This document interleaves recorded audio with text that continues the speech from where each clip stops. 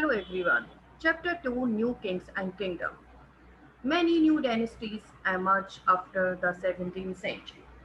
In class 6, we read about the King Harshvardhana of Kannauj who had set up a large empire and ruled for about 4 decades.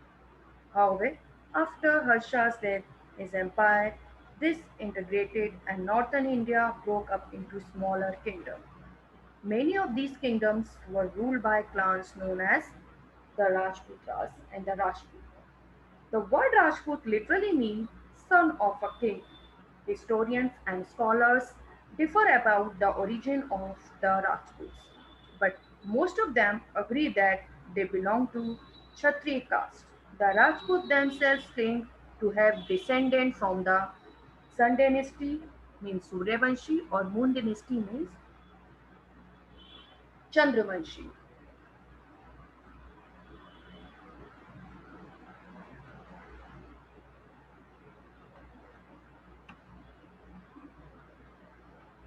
The emergence of new dynasty. By the 17th century, there were big landlord or warrior chiefs in different regions of the subcontinent.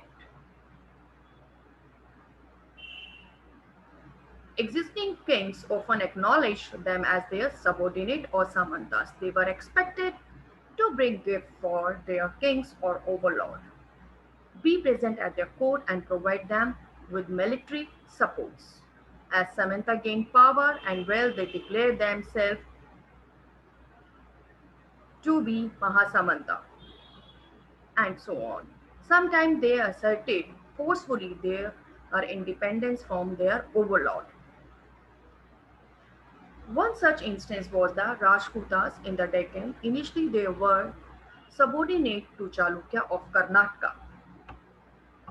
In the mid 8th century, the Danti Durga, the founder of Rajputa dynasty, the chief, a Rajputa chief overthrew his Chalukya overlord and performed ritual Hiranyagarbha, means golden worm. When the ritual was performed with the help of Brahman,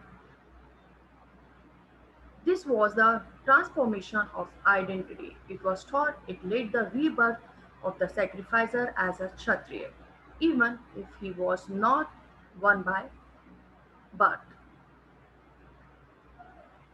In Sanskrit, the word Rashtra means territory and Kuta means chieftains. The Rajputas were chieftains in central India before assuming the position of an independent ruling dynasty in the Deccan.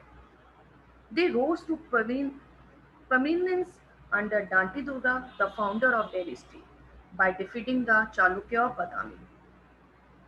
Rajputa's rulers were able administrator and great warrior. Three-party struggle. The next topic is three-party struggle. You may have noticed that each of these ruling dynasty was based in specific region. At the same time, they tried to control other area. The kingdom divided called units.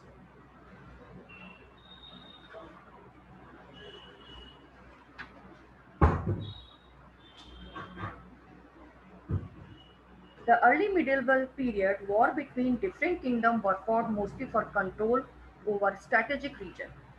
Between 8th and the 10th century, the number of powerful empires arose in northern India and the Deccan. They were the Pratihara of the western India, Palas of Bengal, and Rajputas of the Deccan.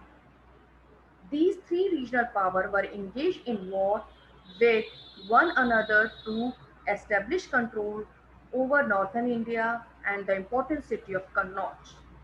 Kannauj was located on the bank of the river Ganga, and its conquest meant control of the rich resources of the upper Ganga valley, trade, and agriculture.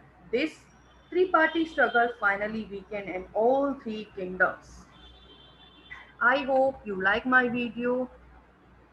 Thank you very much.